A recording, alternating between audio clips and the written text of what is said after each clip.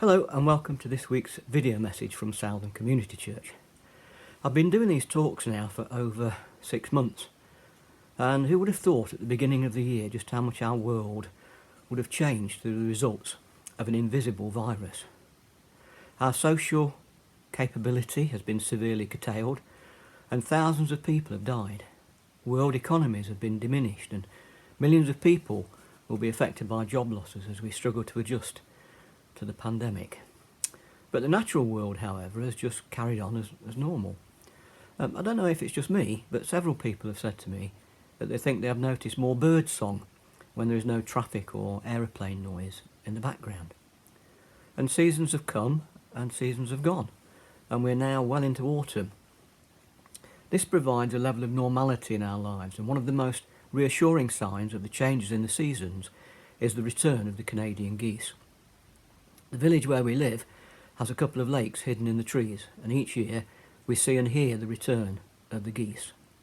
And as I took the dog out this morning, I was treated to first the sound and then the sight of a skein of geese flying low over the hedgerows. Did you know that the collective noun for a group of geese on the ground is a gaggle? But when they're in flight, they're called a skein, a team or a wedge. And when flying very close together, they're called a plump. And geese are called a gaggle as the word is imitative of the noise they make. It's derived from the Middle English term gaggle, which means to cackle. And Lessons from the Geese was written in 1972 by Dr. Robert McNeish of Baltimore in Maryland for a sermon he gave in the church he attended. And Dr. McNeish, a science teacher, had for many years been intrigued by his observation of geese. And the resulting essay contains a wonderful metaphor for the church. And the text neatly breaks down into 5 lessons with corresponding principles that can enhance our spiritual lives. So let me share those thoughts with you now. Lesson number 1. Have you ever wondered why geese fly in a V formation? As geese flap their wings, they create uplift for the birds following.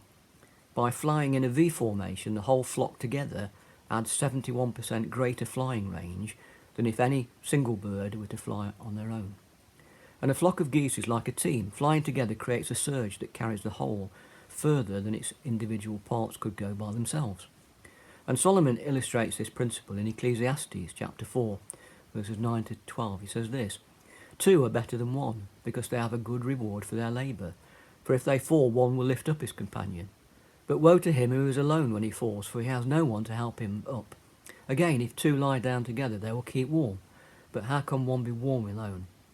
Though one may be overpowered by another, 2 can withstand him, and a threefold cord is not quickly broken. God has called each of us to a different job within the church, as the Apostle spells out in 1 Corinthians chapter 12, verses 14, 18 and 20. For in fact, the body is not one member, but many. But now Christ has set the members, each one of them, in the body just as he pleased. But now indeed there are many members, yet one body. Lesson number 2.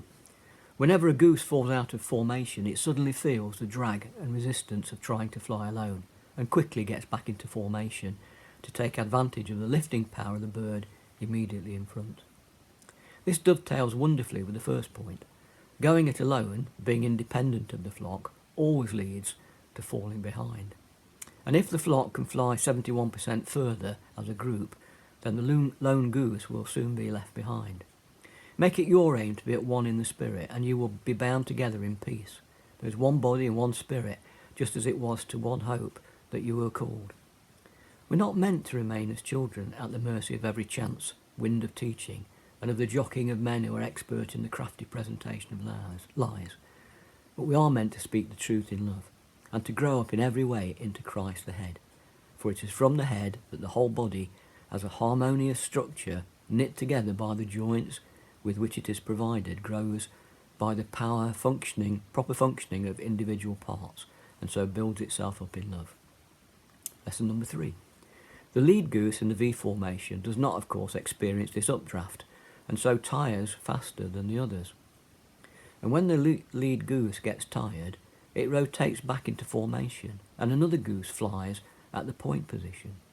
And throughout the Bible we see God providing fresh leadership to preside over his people. When Moses' work had been completed, Joshua was trained and ready to take over. Elisha picked up the mantle that had fallen from Elijah's shoulders. And when it became clear that Jesus' ministry had begun, John the Baptist humbly said, "He must increase, but I must decrease." Lesson number 4. The geese in formation honked from behind to encourage those up front to keep up their speed.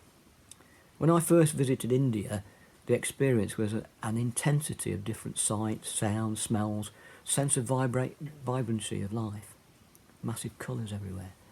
And one very big difference was related to the traffic. As we were met at the airport and started our journey to the church, we were assailed by lots of horns honking.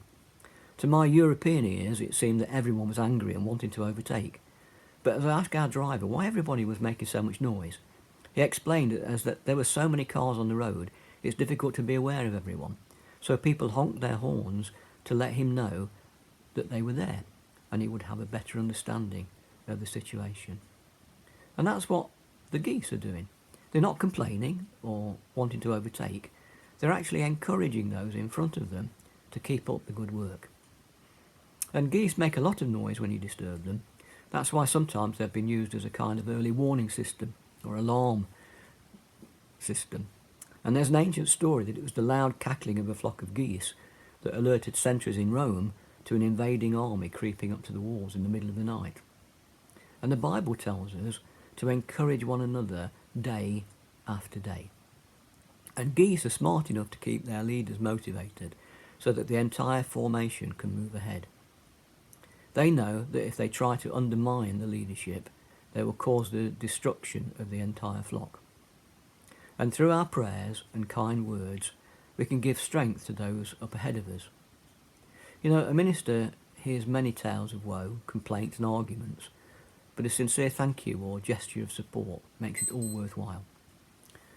And to use a sports metaphor, being part of a team sometimes means we're watching from the bench. We still participate, however, by giving encouragement by rooting for our teammates who are on the court. Many a winning team has heaped credit on the fans who cheered from the sidelines and boosted the team's efforts during critical moments of the game. And that's one of the problems with the virus, isn't it, that you can't go to football matches. So lesson number 5, when a goose gets sick or wounded, 2 other geese will also drop out of formation and follow it down to help and protect it. They stay with it until it's either able to fly again or it dies. Then they launch out on their own with another formation or catch up with the flock. And the church, God's flock, is a family. So we care for each other as we would any member of our physical families. And the wild goose is one of the most communal of creatures, drawing its life from the flock. And God's spirit is not a spirit of individualism, but of community.